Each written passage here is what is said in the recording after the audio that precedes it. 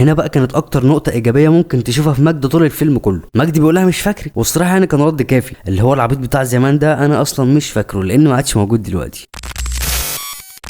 ما هو انت برضه لما تشوف احمد حلمي من صغرك كده في برنامج الاطفال طبيعي هتضحك منه في اي فيلم ايا كان هو ايه، لان انت خلاص اتعودت انك تشوفه كده. احمد حلمي الطيب اللي كل اللي بيعمله انه بيسال الاطفال كام سؤال كده مش صعبين خالص وبيديلهم جايزه لتفوقهم في الاسئله دي. بس برضه يا اخي الانسان ايا كان مجاله ايه فهو في اول مشواره بالاخص يعني لازم يبذل كميه مجهود ابن لذين، مش بيبقى مميز يعني مش هو لوحده اللي بيعمل كده، يعني مش هتلاقي فنان بقى نجم بعدين كان هو المتميز بكده، لا ده العادي اللي بيحصل مع اي حد بادئ مشواره الفني لسه، بيبقى عنده طاقه اللي هي انا عايز ابقى نجم بقى زي النجوم اللي هناك دي. والكلام ده بتلاحظه برضه في برنامج شويه عيال اللي احمد حلمي عمله بعد ما بقى نجم خلاص. بص هتلاحظ كده ان خلاص لا بقى ما عادش في طاقه، وانا لسه هدادي عشان ايه يعني ما انا بقيت نجم خلاص وعملت اللي انا عايزه. الطاقه بقى اللي كانت عنده ايام من سيربح البنبوم ايه ده تلاقيه بيجاهد بكل كلمه، لازم يقرب منك كطفل او كشاب. انا بتكلم على الفتره دي يعني بتاعت من سيربح البنبون اللي كانت الفتره الذهبيه اللي اصلا اللي هي بعد ميدو مشاكل وصايع بحر والافلام اللي من النوعيه دي اللي كانت من المفترض ان هي كوميديه يعني. لكن في 2011 لما عمل برنامج شويه عيال كان خلاص وصل تقريبا للنضوج الفني اللي بالمناسبه ده احسن حاجه للفنان ممكن يوصل لها، لان في بدايه طريقه زي ما تقول كده هو بيضبش ماشي بنور الله، بص انا هجرب كل حاجه لغايه لما اثبت على حاجه بقى وربنا يكرم. بس ساعات ده بيبقى لعنه للفنان برضه، يعني ده في حاله انه عامل بيرسونا مش هتعيش معاه. يعني مثلا لو هو كل اهتماماته انه يبني بيرسونا يتعلق بيها الطفل، فالطفل ده في يوم من الايام هيكبر ومش هيبقى طفل، هيبقى مشاهد كبير. والفنان كذلك برضه مش هيفضل طول عمره يقدم نفس الدور عشان هو برضه بيكبر فما عادش هيتصدق، فاختار بيرسونا تتماشى معاك انت كشخص قبل ما تكون كفنان. المهم من صغرنا اتعودنا كده ان احمد حلمي بيقدم افلام كوميديه وبنضحك وبنهاها وبتاع. الحقيقه المره بقى يا صاحبي انه ما كانش بيعمل فيلم كوميدي، هو الاطار كوميدي تمام انما هو مش كوميدي. يعني انت عمرك فكرت كده ان فيلم كده رضا بيتكلم عن ايه وايه هي الفكره اللي ممكن يكون بيناقشها اصلا؟ الفكره هي فقدان الهويه مش البطاقه. يعني لما تبص تلاقي نفسك عبد الباسط حموده مش عارف انت مين اصلا، هو انت بيبو ولا سمسم ولا البرنس؟ انت اللي مش عارف مش الناس اللي مش عارف. ده غير كل ده انت محطوط في ضغوط نفسيه من العيله اصلا، مش عارف تاخد حريتك. البنت اللي بتحبها بتتقسم على 3، انت متخيل كم البؤس؟ والبؤس برضه ما انتهاش هنا، ده البنت اللي اتقسمت على 3 نصبت عليك واحد بواحد، ده حتى الدكتور النفسي يا مؤمن نصب عليك برضه. كل ده المفروض في اطار كوميدي ونضحك ونهاها وبتاع، بس عشان احمد حلمي هنزق الدنيا وكده. مش اول مره احمد حلمي يظهر في سياق فقدان الهويه اصلا، عملها برضه في الناظر. عاطف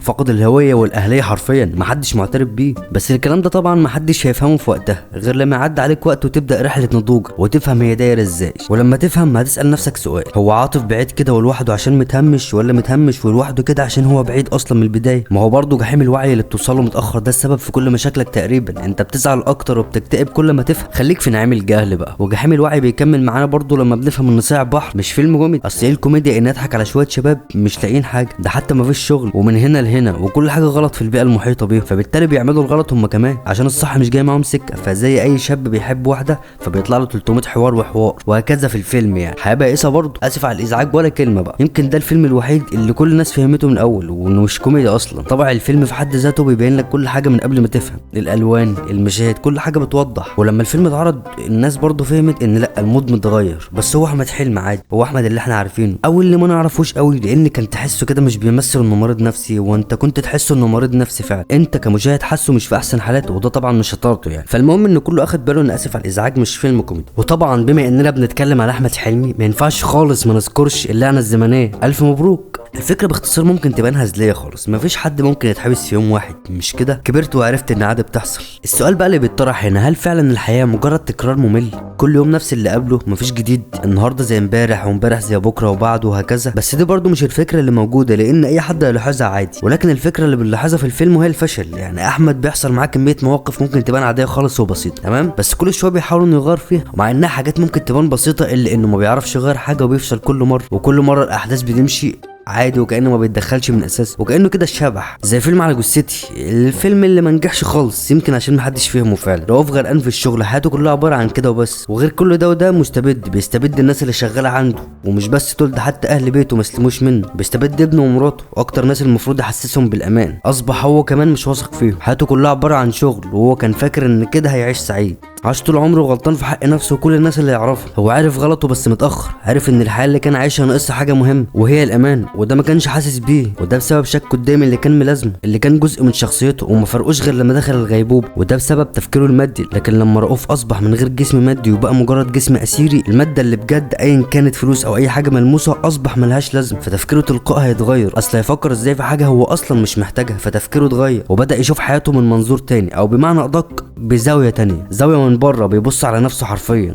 ولما كل ده حصل بدا يشوف الصوره كامله ويحس باللي كان بيعمله. لكن هو دلوقتي عاجز تماما انه يعمل اي حاجه، هو فاكر انه خلاص مات. والفيلم بيوضح وبيوري لك ان الشك هو ده الخط الفاصل بينه وبين الحياه الحقيقيه اللي رؤوف كان عايشها. رؤوف فعلا كان بيفقد روحه حرفيا وهو عايش، ما كانش لسه عامل الحادثه. الحياه ما كانش لها طعم بوجود الشك بينه وبين كل حاجه في حياته. اما لو رحنا بقى الفيلم اكس لارج، اكيد برضه انت فاهم ان الفيلم مش كوميدي خالص، بس عشان احمد حلمي فبرضه هنهاها وكده. ما اصل تخيل معايا واحد مضطهد في شغله ومديره مش بيسمعه ووزنه زايد، فبالتالي بيكون عايز يلبس ومش عارف، لان مش اي حاجه بتيجي على مقاسه. ما بيعرفش ينزل السلم، لازم اسانسير، ولو متعطل هيفضل واقف جنبه. ملوش صحاب، لا هم دول فعلا مش صحابه، لو انت ما تعرفش يعني دول مجرد انهم واقفين جنبه معاه، لان ببساطه مفيش ضرر منه. مجدي مش هيعمل اي حاجه تزعلهم تقريبا، يعرفوا يستغلوه بسهوله، بيضحكوا منه وعليه، من الاخر معتبرينه واحده صاحبته، مش واحد من جنس اخر غيرهم ينفع يحب ويتحب عادي. لا هم شايفين ان حتى ده كمان هو مش مؤهل ليه، ومن هنا بيحاولوا يلبسوه في اي واحده وخلاص، حتى لو واحده غير متزنه نفسيا مش مهم، ده مجدي يعني. شوف كل ده هو كان حاسس بيه لغايه لما مر بمرحله اسمها انكار الذات، لما اضطر يقول لدينا انه عادل مش مجدي، لانه شاف دينا البنت الجميله اللي من المستحيل انها تبص له اصلا، فانكر انه مجدي وبدا يصدق ده فعلا، وانه خلاص هو عادل طول ما هو معاه. ولما راح قال لها انه بيحبها ما راحش بصفته مجدي، راح بصفته عادل. عشان ايه؟ عشان بيحبها. مضغور يا عم،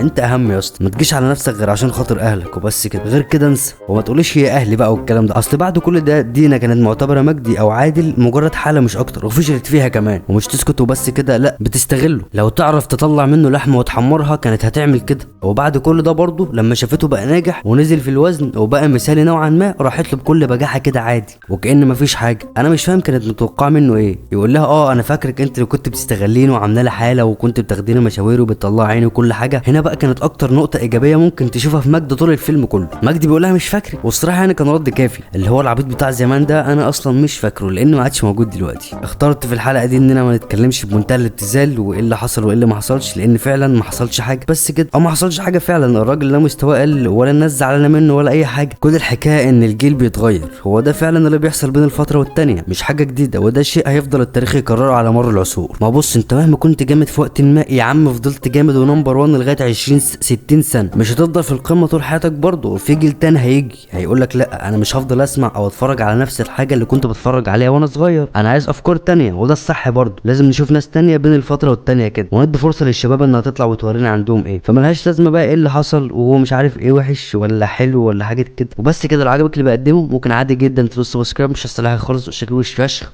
ممكن برضه تدوس لايك، ولو عايز تكومنت قشطه. ويلا صباحكم مساءكم لذيذ.